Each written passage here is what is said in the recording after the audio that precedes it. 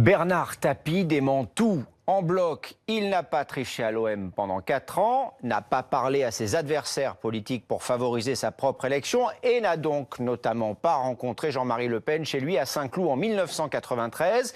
C'est pourtant ce qu'affirme son ancien homme de confiance, Marc Fratani, vous l'entendrez tout à l'heure. Mais d'abord, bonsoir Jean-Marie Le Pen, merci d'être avec nous. Bonjour. Avez-vous conclu un accord électoral chez vous, dans votre propriété de Montretout, avec Bernard Tapie en 1993 ? C'était pas du tout un accord électoral. D'ailleurs, je le raconte dans le tome 2 de mes mémoires qui va paraître en septembre. Je raconte tout ça. Monsieur Tapie est entré, il venait seul à Montretout. Et j'ai d'ailleurs un témoin de cela qui est ma secrétaire, Marie-Josée. C'est elle qui l'a fait monter au premier étage. Et là, il m'a dit, voilà, je souhaiterais, je vous demanderais si vous pouviez maintenir votre candidat au deuxième tour. À Gardanne, où je suis candidat, je lui ai dit, écoutez, monsieur Tapie, vous vous êtes dérangé pour rien, puisque le bureau politique du Front National a décidé, il y a déjà 2 jours, de maintenir nos candidats partout où ils le pouvaient. Par conséquent, votre démarche est inutile. Vous avez donc rencontré Bernard Tapie, voilà, vous avez maintenu votre candidat, mais pas à sa demande, vous aviez décidé de le faire. Dans votre souvenir, monsieur Le Pen... Oui, c'était décidé.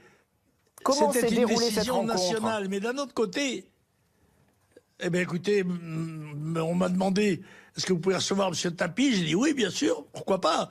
Et il est venu, il était seul. Mais il raconte d'autre part qu'il a voyagé avec moi plusieurs fois en train. Ce qui est faux, je n'ai jamais pris le train pour Bruxelles. Par conséquent, M. Tapie ment comme il respire. Dans votre souvenir, qu'est-ce qui s'est passé quand vous l'avez vu arriver? Est-ce que vous êtes monté dans votre bureau? Est-ce qu'il était nerveux? De quoi vous avez parlé? Non, j'étais dans mon bureau.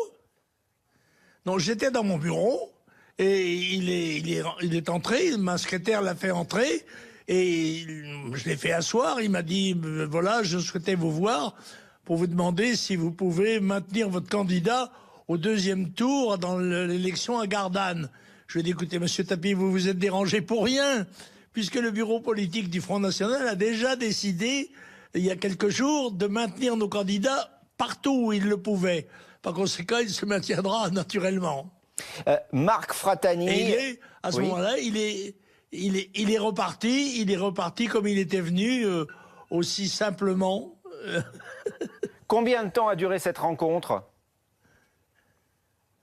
Oh, je ne sais pas, peut-être quelques minutes, le temps d'un échange, voilà, nous étions dit ce que nous avions à nous dire. Marc Fratani, qui dit l'avoir accompagné chez vous, parle d'un Bernard Tapie nerveux, redoutant un piège. Quelle impression vous a-t-il fait ? Bah écoutez, il ne pouvait pas y avoir de piège, puisque c'est lui qui était demandeur, et que j'ai accepté de le recevoir. Je ne suis pas le genre de personnage qui tend des pièges. Je combats généralement tête haute et main propre. Pourquoi avez-vous gardé ce rendez-vous secret jusqu'en 2010 ? Parce que je l'ai gardé non pas secret, mais discret. Parce qu'en l'occurrence, ça me paraissait aller de soi. Ce genre de démarche ne donnait pas lieu à publicité. D'autant que je n'avais absolument rien accordé de plus à M. Tapie que ce qui était accordé à tous les candidats qui étaient en lice dans cette élection. Alors je vais vous poser la question un peu d'une autre manière. Pourquoi avoir reconnu l'existence de ce rendez-vous en 2010 ? Parce que, je ne sais pas, à ce moment-là, je ne me souviens plus pourquoi, mais parce que la question s'est trouvée posée et que j'ai estimé qu'il n'y avait absolument aucune raison de maintenir un rideau de discrétion sur cette entrevue. Voilà, je ne sais pas ce que Tapie a pu dire. Tapie ment quand il dit qu'il n'est pas venu, parce qu'il est venu, et il est venu à sa demande. Ce n'est pas moi qui lui ai demandé de venir. Est-ce qu'il vous a contacté directement pour vous demander de venir, ou est-ce qu'il est passé par d'autres réseaux ? Je crois qu'il est passé par mon secrétariat, je pense. On m'a dit, est-ce que vous souhaitez, pouvez-vous rencontrer Bernard Tapie, est-ce qu'il peut venir? Je dis oui, il n'y a pas de problème. je reçois beaucoup de gens à Montretout dans mes bureaux. Et par conséquent, j'y ai reçu aussi Bernard Tapie. C'était pourtant l'un de vos adversaires politiques. Cette demande, est-ce qu'elle vous a surprise? Non, c'est un concurrent politique, bien sûr, mais si on s'interdisait de parler à ses concurrents politiques, je ne parlerais à personne, compte tenu du fait que j'ai beaucoup plus de concurrents que d'amis dans ce domaine-là. Pourquoi, selon vous, Bernard Tapie continue-t-il de nier ce rendez-vous, cette entrevue que vous avez eue, que vous dites avoir eue avec lui en 1993? Parce que je crois qu'il ment comme il respire, que ça lui paraît tout naturel de dire les choses qu'il pense et non pas celles qui ont été la réalité. Et moi, j'ai été témoin de sa venue à Montretout. Je n'en ai pas fait état parce que je n'estimais pas que c'était un événement extraordinaire. Je n'ai pas surestimé, comme beaucoup le font, la personnalité de Bernard Tapie. Voilà, je l'ai apprécié à sa juste valeur. Est-ce que ça vous surprend qu'il continue de nier cette rencontre que vous dites avoir eue avec lui? Oui, je ne comprends pas vraiment. C'est parce qu'il vit assez naturellement dans le mensonge, parce que ça serait aussi simple de dire la vérité. Je ne vois pas en quoi ça l'engagerait. Sinon, c'est pas, c'est dans sa tête. Mais encore une fois, je vous dis, il a raconté qu'il avait voyagé avec moi en train à plusieurs reprises. Or, je n'ai jamais pris le train pour aller à Bruxelles. Par conséquent, c'est un mensonge supplémentaire. Mais ça n'est pas ce qui le gêne. Il vit assez bien dans cet univers-là. Les révélations de Marc Fratani, donc c'est l'ex-homme de confiance de M. Tapie, à quelques jours d'un nouveau procès Tapie, qu'est-ce que vous en pensez? Est-ce que vous pensez qu'il y a un lien de cause à effet? Peut-être, c'est pas impossible, je ne sais pas. J'ai vu longuement hier M. Tapie à la télévision, qui ne m'a pas d'ailleurs convaincu. Je ne l'ai pas trouvé brillant dans sa dissertation. Un petit peu flou, un petit peu bizarre. Une dernière petite question sur M. Tapie, M. Le Pen. On a l'impression, quand on vous reparle de tout ça autant d'années après, que ça vous amuse quelque peu. Oui, bien sûr. Ben oui, c'est un des épisodes innombrables de la vie politique qui n'est remarquable que parce que M. Tapie ment et ne dit pas la vérité sur un épisode, somme toute, assez banal. Il n'y a pas d'extraordinaire que M. Tapie rencontre M. Le Pen, sauf si peut-être j'étais considéré comme le monstre qu'on ne rencontre pas. Est-ce qu'il y a eu d'autres rencontres que M. Tapie, entre vous bien sûr, que M. Tapie aurait passé sous silence? Non, je n'étais pas un commensal de Bernard Tapie. Par conséquent, c'est une des rares occasions que j'ai eues de le voir.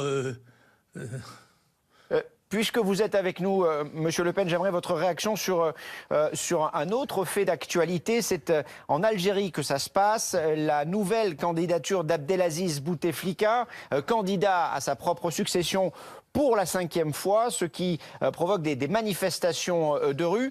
Qu'est-ce que vous en pensez? Comment vous analysez cette situation?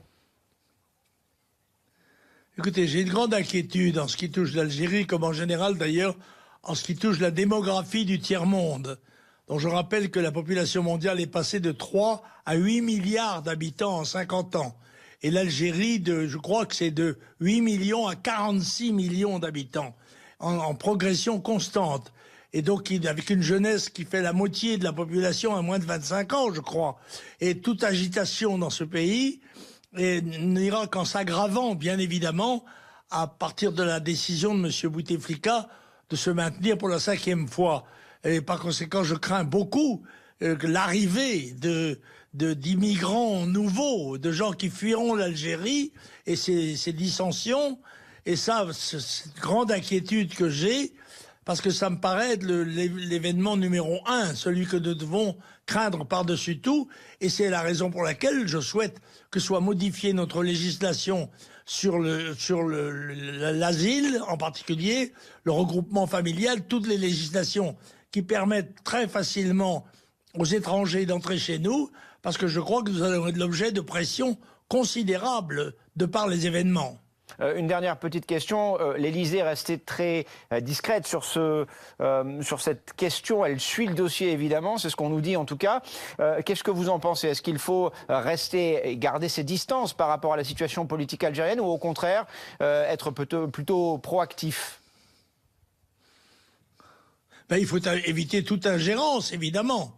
Ne pas prêter le flanc à quelque agitation que ce soit, y compris parmi les Algériens qui se trouvent en France, qui, je crois, sont appréciés. 800 000 citoyens algériens résideraient en métropole, avec un effectif familial qui porte la population à 2,5 millions.